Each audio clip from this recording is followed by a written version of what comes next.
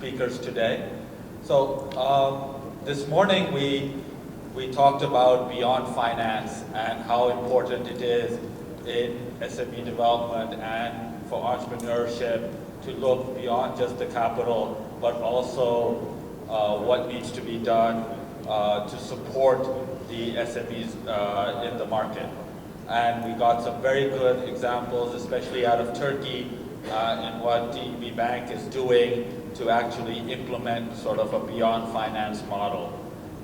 In the second session, we looked at the importance of innovation and how that plays a key role and what needs to be done to support innovation in the SMEs as we look at sort of the new markets that they need to be competitive in. In this session today, we're going to look at how do you manage risk. So how do you bring the financial partners and the entrepreneur together to manage risk in this new world, and especially around Islamic finance and some of the risk mitigation models that Islamic finance can provide. This, I think, from an Islamic Development Bank perspective and sort of the institution that I represent is very, very important, and some things that we are promoting around the world. And we look at different models such as musharaka, diminishing musharaka, in how do we actually give the entrepreneur the ability to run his business and grow his business, as well as give the financiation, as well as allow the entrepreneur to not only run, but also to continue to own their business going forward. And in the markets that we look at, that's very important. Unlike sort of the US markets and other markets where entrepreneurs' goal is to sell their business off, I think in emerging markets and the markets that we are involved in, a significant part of the business is to support the family infrastructure and pass on from generation to generation. So I think with this, let me introduce sort of our panelists for today. First, I'd like to introduce Mr. Ali Ashraf Akhami. He's the CEO of Bank of Industry and Mine in Iran. So I'd like to invite him up on the stage.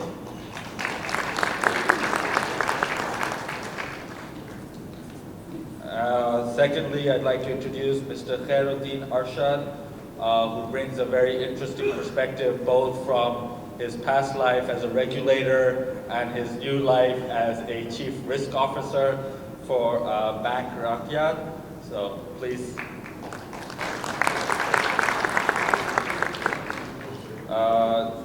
Next, I'd like to introduce Dr. Sabah Alpay.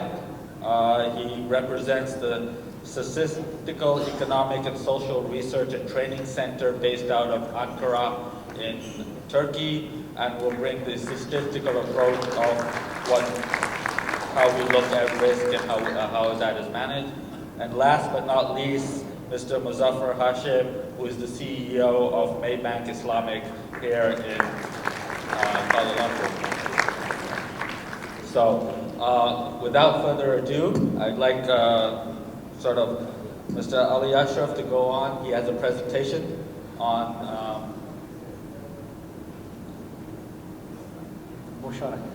the Musharaka instrument. Now, he will explain in more detail, but the Musharaka instrument is a key financial instrument, Islamic financial instrument, which actually mitigates and manages the risk between the entrepreneur and the financial institution. Please, thank you. Assalamu alaikum wa rahmatullah. Bismillah ar-Rahman ar-Rahim. First of all, I would like to express my sincere thanks and appreciation to the SME Bank management, especially my brother, Mr. Datuk Muhammad Razif, as well as Mr. Sheikh Ghazali, also Hatfimi, the chairman, Mr. Muhammad Amin, and the Secretary General, Mr. Birtek.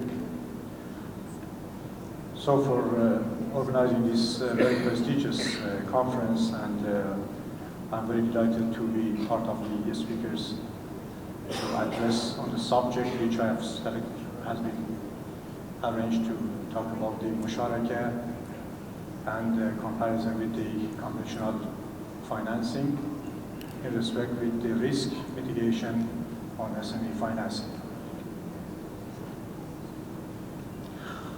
You are well aware of that, that SMEs are innovative, creative, productive, competitive, and they play a great role in regional developments in different countries. They create more jobs, employing more people. They are more flexible. They are lean companies or ventures. But it seems that they are underserved and less access to financial markets. So they're looking for a solution. Musharaka could be a solution for SME financing. And I believe that the reason behind this solution, which actually is part of the Islamic financing, at least one of the products. The reason that it could be a solution, it is an interest-free contract based on the profit and loss sharing. It is more asset creator and real asset creator. It's also a real partnership, as I mentioned, profit and loss sharing. And in the Islamic banking, there are different solutions, which I later on elaborate. Comparing the comparison between the conventional and Islamic banking, you will, among a long list, I have selected part of the main issues or main articles. In conventional banking, it is an interest-based. On Islamic banking, it is interest-free and asset-based. In conventional, we have a loan contract, but in Islamic banking, we have a partnership contract. In conventional, we have a fixed interest to be mentioned in the contracts, but in the Islamic banking, we have a profit and loss sharing. In conventional banking, no matter, in many cases, no matter how the loan is used, but in Islamic banking, there is a supervision of using the fund as per the milestones. In conventional banking, it is called renting money for money, but in Islamic banking is money for goods and services. Therefore, it is in compliance with Sharia. In conventional banking, we see that it may or may not contribute to real economy, but absolutely and definitely for Islamic banking, it is a contribution in the real economy. In conventional banking is normally one contract, interest-based debt instrument, but in musharaka or in Islamic banking, especially in Islamic banking, actually there's diversified financial products like the murabihe, like the musharaka, like ijara, istisna, and some others like salam and other products. The key aspects of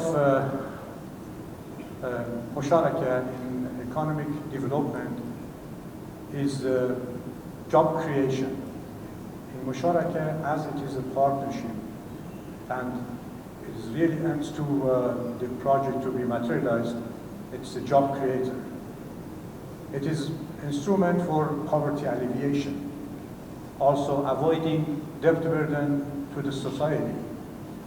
Also it leads the social justice to be accomplished. Musharaka or a partnership contract is a real partnership which takes place. There is no fixed interest and sharing in profit and loss as mentioned, facing more risk in comparison with conventional banking. But it is Sharia compliant, which is very, very important, I think, in the Muslim countries, and we are in favor of following the Islamic rules. The type of the musharaka, normally when a joint venture forms, it is a musharaka between two entities, two persons, two partners. So they participate in the equity as per the shareholding agreements and the article of association, and then sharing profit and loss proportionally, but it adds to the profit or loss. And normally it is a permanent partnership.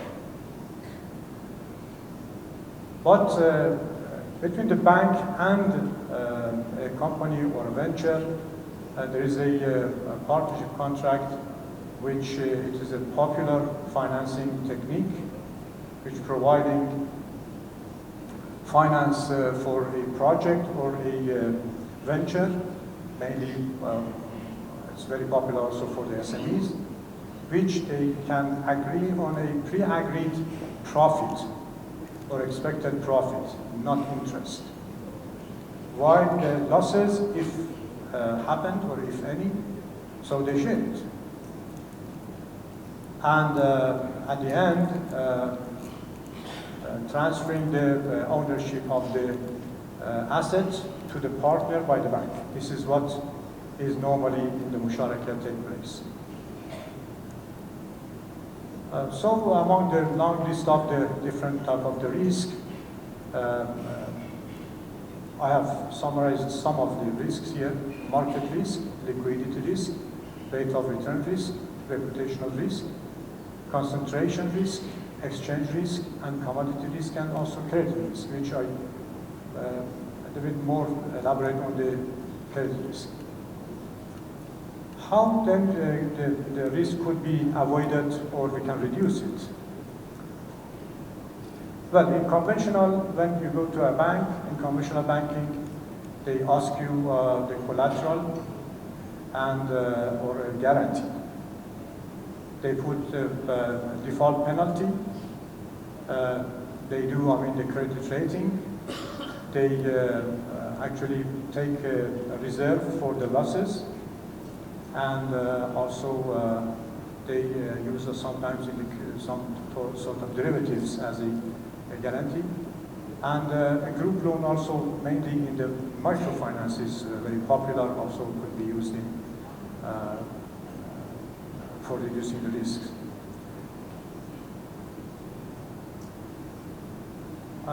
In the musharaka or Islamic banking, well, we follow some of these, like the mainly, we do the review and assessment of the applicant. It is for reducing the risk. It's very, very important to know how qualified this person is doing the business.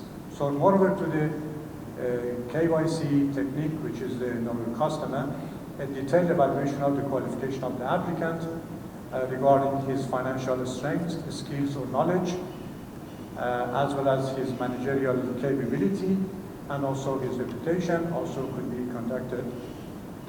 At the same time, it is very important to have a project appraisal or his business assessment, conducting a detailed feasibility study for his business or project, at least in political, economical, social, technological, environmental, and legal aspects. And also the risk assessment should be conducted, which is also very, very important. What is actually the distinction between conventional and musharaka? To make it very simple, conventional is a loan contract with fixed rates of interest with an acceptable collateral. It is very much emphasizing on the collateral for securing the loan against any default.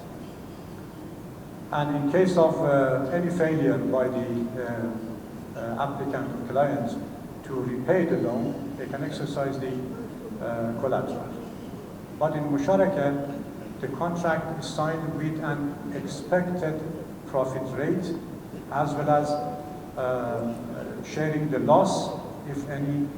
So it is an interest-free contract. And collateral is also linked with the assets created through the project. So what we must do, actually to reduce the risk in musharaka, we have to assess the qualification of the applicant and or the partner for the bank. It is very important the viability of the business or the project should be assessed, so the project appraisal should be conducted in a very detailed depth. Also, another step that you could take for reducing the risk is the progress of the project should be monitored as per the milestone which has been agreed in the project schedule, progress schedule. So we know we should be sure that this project could be implemented as per the schedule. So Islamic and the conventional banking, both to conclude on this part of my speech, they are both definitely profitable. They are using risk management methods. But in conventional banking, it is based on fixed rate interest, focusing on collateralization. In Islamic banking, in our case, the musharaka, it's based on asset creation with no interest charge, sharing the profit and loss, which results attempt of the partner to maximize the profit. This is very, very important, just to encourage the partner to do more effort for maximizing the profit and not facing with the loss. And also the transferring of the ownership of the project to the partner at the end of the business. In Islamic finance, we should be sure that it promotes moral and ethical principles while focusing on the Islamic values. It is very, very important that we should notice to this. In Islamic banking, we are seeking about the mutual gain, win-win outcome, contribution to socio-economic development, employment growth, which is a challenge actually in many countries, especially in the developing countries. One of the values which is also focused in Islamic banking is poverty alleviation, stability and in the economy, and also equality in the society, economic and social justice to be also accomplished in this technique. Now let me move to another just touch another issue and finalize my speech.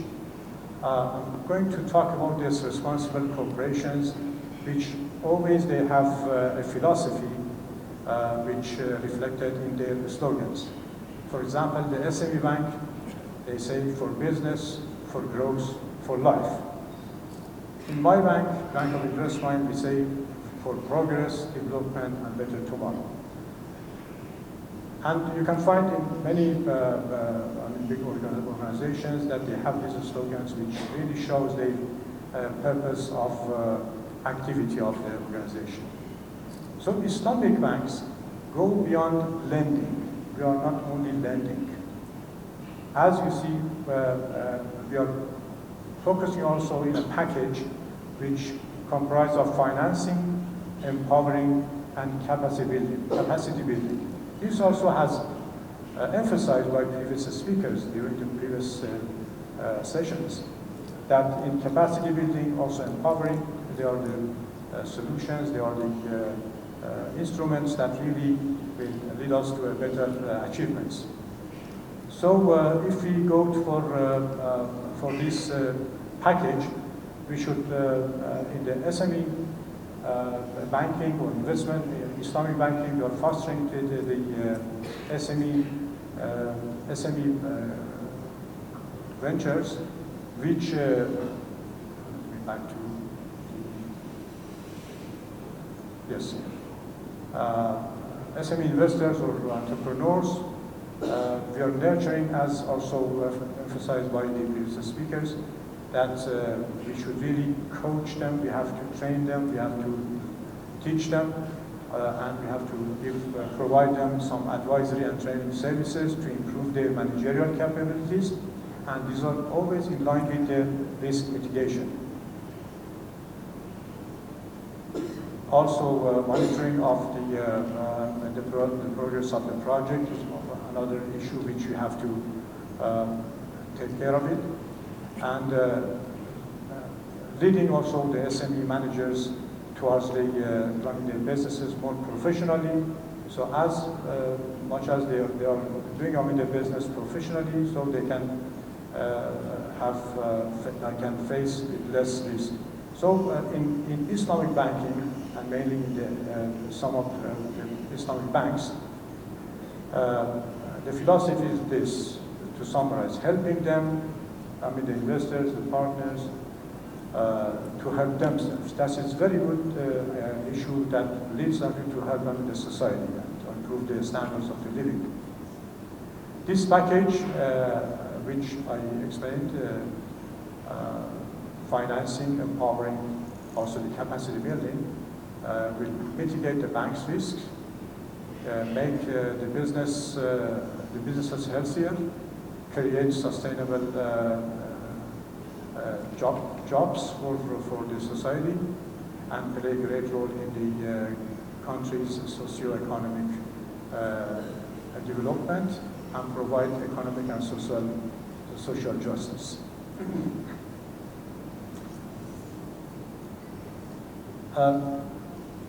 The Islamic banks and Islamic institutions, they are focuses on socially responsible investments and global partnership for development. This really I'm very much emphasizing, because we are not going to invest in any business, so we are focusing on the responsible investments, which is in favor of the society to be more healthier, more prosperous. And and the reason for this, I think, is to create a synergy, which is very, very important for, for the Muslim countries. And I thank the SME Bank also at FIMI for arranging this prestigious conference to gather, this valuable participants here. Because in my opinion, coming together is a beginning, which they have done it, and thank you very much for that. Keeping together is progress, but not enough. Working together will lead us to success. That is very, very important. So, you have heard that every journey will start with a very small step. A long journey will start with a small step. Let us take, that small step together, building a better future for Islamic Ummah. And this is the promise of the God that say, Bismillah ar-Rahman ar-Rahim, وَيَنْصُرَكَ اللَّهُ نَصْرًا عَزِيزًا. The God will support us to lead us to the victory that definitely we can achieve the goals. Thank you very much for your attention.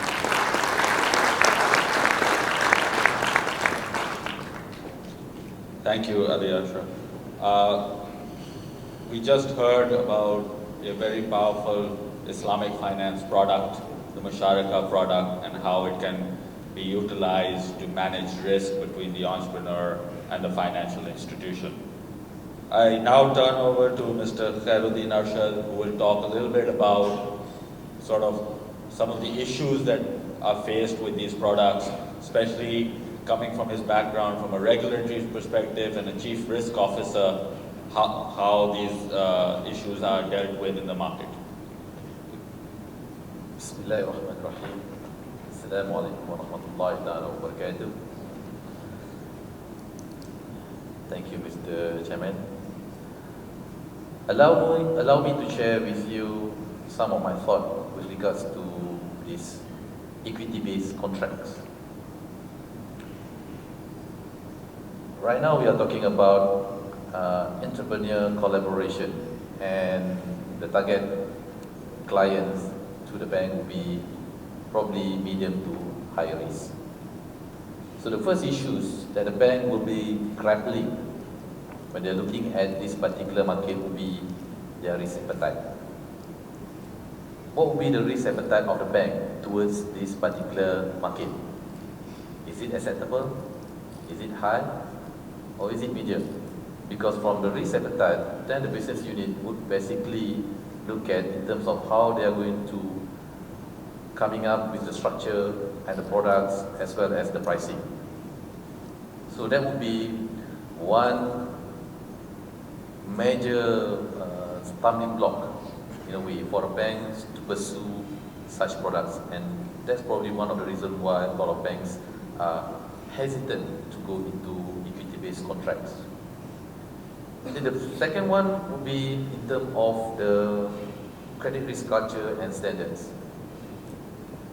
Most of the bankers are fully used to the word risk transfer rather than risk sharing.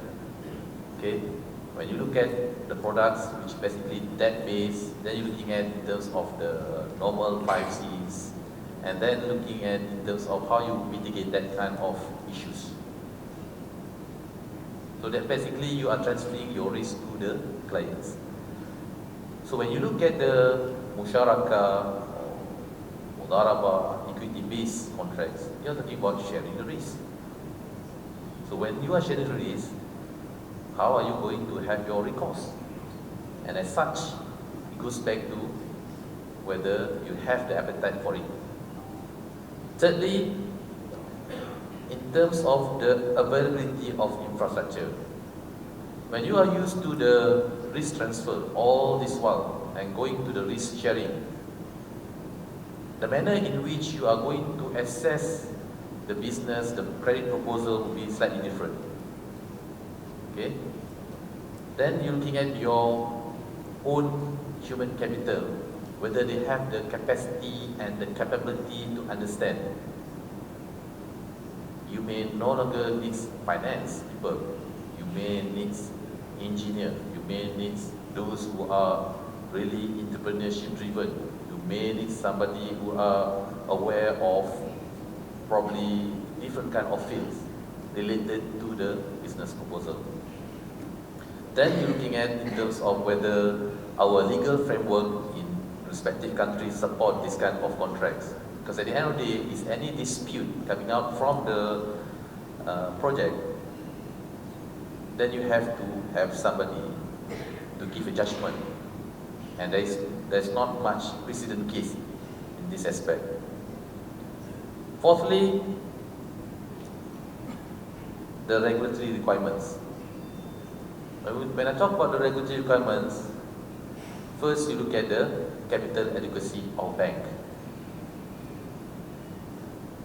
The normal debt-based contract will attract probably as high as 150% risk weight, as against to Musharaka, Mudaraba, where it would be attracting probably as high as 300%.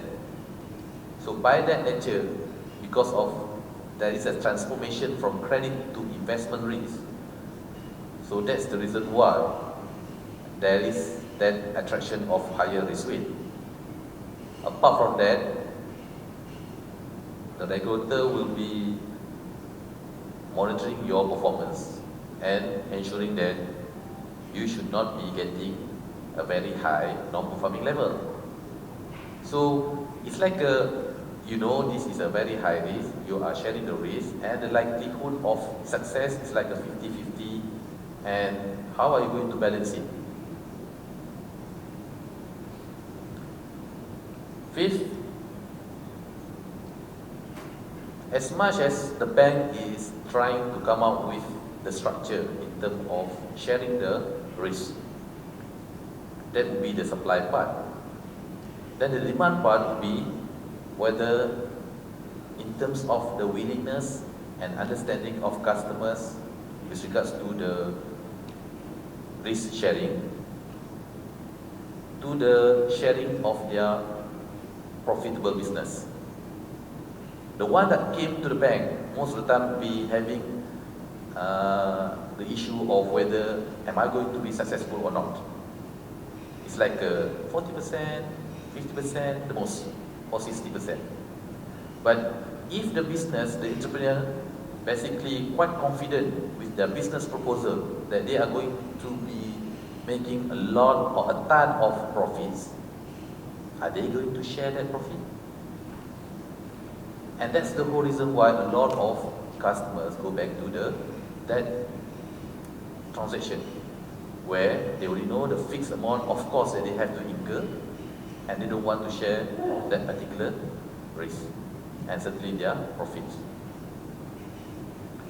The sixth one is talking about the mismatch of funding. A lot of musyarakah projects are basically a long term, right? And the bank has to source their funding. Most of the funding, when you want to try to match between one project to another, is very difficult. It's basically expose the bank to mismatch from the rate of return risk between fixed and floating, and then looking from the perspective of liquidity. And arising from the 2008 crisis, global crisis, the new regulation coming in under the Basel III is imposing us more liquidity requirements. Now, having said that, how are you going to fund this kind of assets? So that's a question that the bank needs to balance between what they are doing right now against this kind of contracts. And last but not least is the stakeholders' expectation. When I talk about stakeholders' expectation, let's first look at the shareholders. Are they willing to take this kind of risk and getting a lot more returns, or a little bit of medium risk with an acceptable level of return? Then looking at in terms of your depositors, whether it's the depositors that you're going to mobilize your funding coming from the normal deposit or basically the investment account. And finally, of course, your regulators. Because at the end of the day, you are still subject to a lot of the regulatory requirements that you need to address the issues with regards to the liquidity risk, rate of return, capital adequacy, the asset quality, and so on and so forth.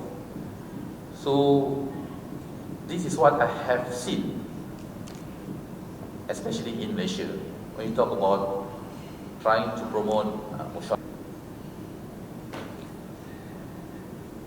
Now, sector level contribution. So what are these SMEs working on? So mostly they are working on services sector and trade sector. So 71% of all SMEs operate in trade and services. Except East Asia and Pacific region, over 40% of SMEs are operating in services in the IC regions, and in South Asia and Sub-Saharan Africa, manufacturing accounts for the second highest share of SMEs compared to trade in other regions. And if we look at the next slide, where we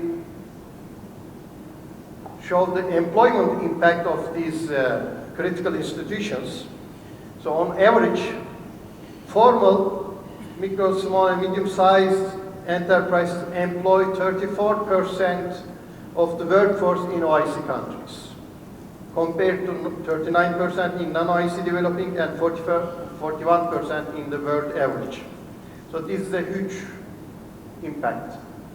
Let me also remind you at this stage, whenever we talk about 57 OIC countries, we immediately remember oil and gas as the most important asset.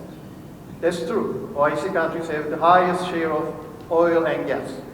But according to our SWOT analysis that we have recently completed, the most critical asset of the OIC countries is the structure of their demography. They have the youngest population in the world. 53% of OIC population is aged between 0 and 24. And this share, the share of 0 to 24 age group in developed countries is only 28%. So we have a big advantage here.